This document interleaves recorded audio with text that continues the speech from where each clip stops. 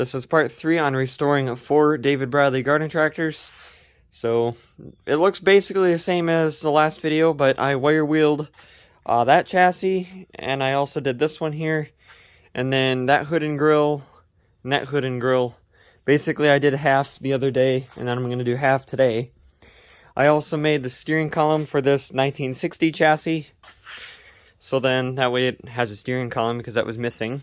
Also made a front axle, so that should work perfectly fine. Front spindles over there are the 2 that I found for it. They're off of a custom, but they should work. So I'm gonna shut the camera off, and I'm gonna wire wheel the other half of everything, and then come back and see what we do from there. So I finished wire wheeling the other frames, and I got everything organized on pallets. I didn't get a video of the wire wheeling process just because it kind of sucked, like always. A bunch of tires here.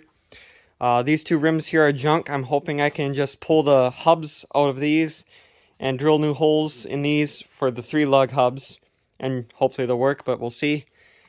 These bottom 2 tires here are wheelbarrow tires, and they kind of suck, but they do hold air. I'm going to put them new tires on there.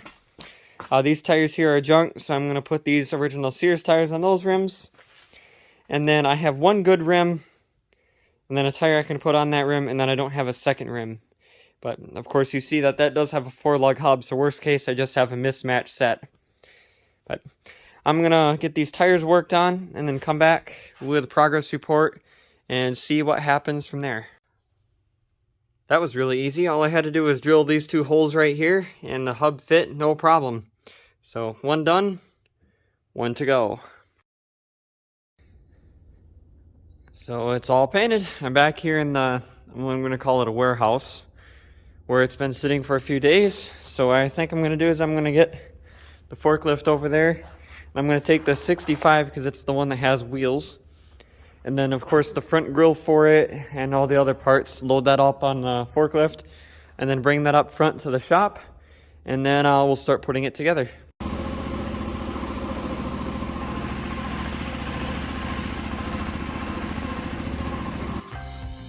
So I got the tractor moved into the shop. Now I am putting the front axle, as well as front tires and tie rod on.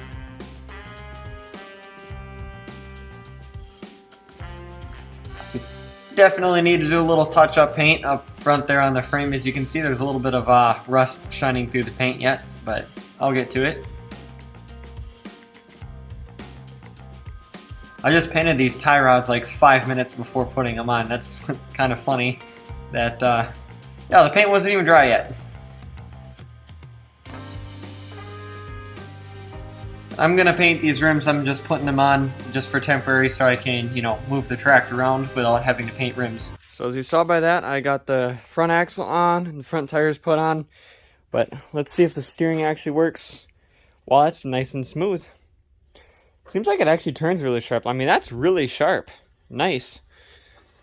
See, whoa, it's starting to fall down already. It doesn't turn as sharp that way, but that's fine. It already fell on the ground, which I'm surprised it took this long to. So I'm going to set the back down and then push it over here off to the side. Suppose now that, you know, I had weight on the front, it kind of balanced a little bit better, and decided that, you know, it would actually want to balance now. Push this off. So this is the first time this tractor's on all 4 wheels, so that's pretty cool. So what I'm going to do now is, I've probably mentioned this before, but this tractor is actually going to be electric. So I have 3 motors over here. I got to clean them up a little bit yet. But what I'm going to do is I'm going to get the motor mounted. I have a like polarity switcher, you know, it reverses plus and minus kind of switch that has a whole bunch of different switches in here. That it depends if you move the lever forward like that, and then it goes, you know, neutral, and then what would be reverse. But I'm gonna figure this out. The way these motors have to be wired is gonna be a little complicated. So I'm gonna get the motor mounted, and then I'm gonna work on the wiring some, and I'm gonna come back and I'll explain you on how this is gonna work. So I got the motor just kind of loosely sitting on here. Just trying to, get ideas. So I'm going to have to make like a little tensioner eventually to go between here and this bolt here just to keep it tight. But for now, I probably can just tighten the bolts down just for testing purposes. But looked outside and my package came, which is my battery. At least that's what it should be. So I'm going to unbox this on camera to see exactly what we got. This should be a 24 volt lithium battery with charger, kind of made for an electric scooter, basically. But I'm curious, this is a much bigger box than what it should be, so I'm curious if this is actually what it is.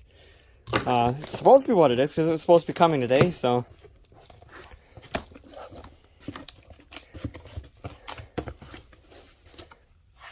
Alright, okay, so we got a connector cable. Okay, actually packaged very well. There's the battery.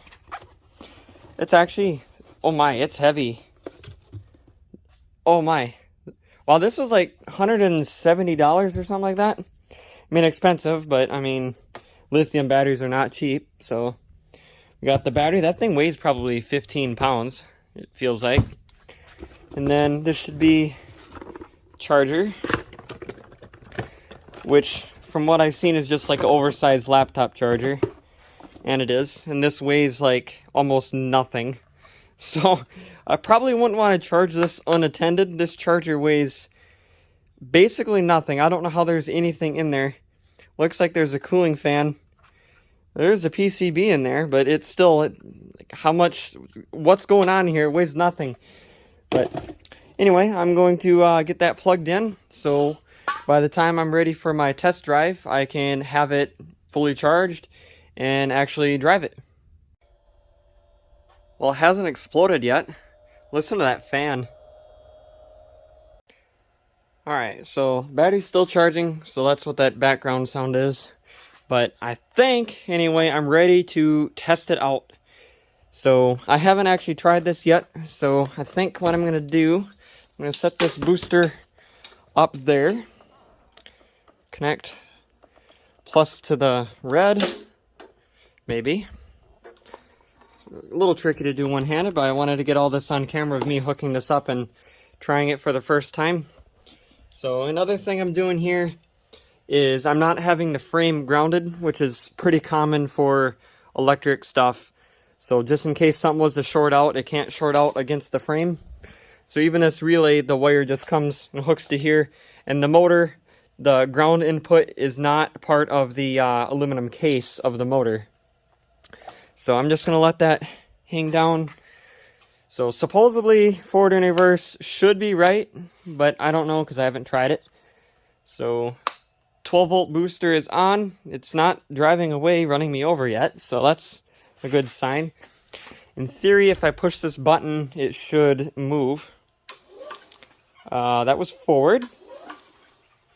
So I think I got this backwards. See if reverse works. Oh, it does. Neutral. That works too. Okay.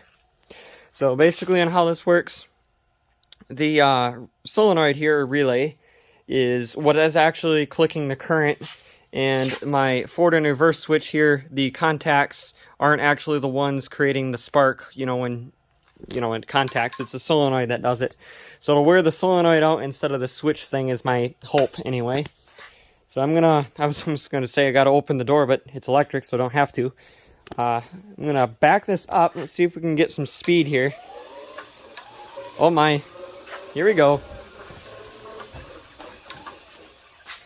See, I'm gonna push against the forklift, see if we can do a burnout with it.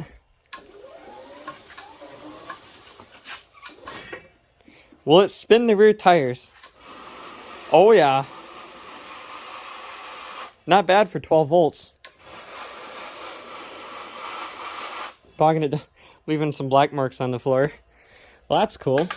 Let's go back in reverse. Alright. Somehow I gotta figure out why that forward and reverse is backwards. I really thought that would have been right. So things didn't really go as planned. I'm voiceovering after the fact here while editing the video. So the tractor drives, stops, goes, stops, and that's because the motor is too big, meaning it draws twice the amount of current that battery that you're looking at can output. So instead of buying a much larger battery than I would really like to, I'm going to purchase 3 smaller motors for the 3 tractors I'm converting to electric. So I should have it figured out for the next video. So with that being said, thanks for watching, and more coming soon on this project.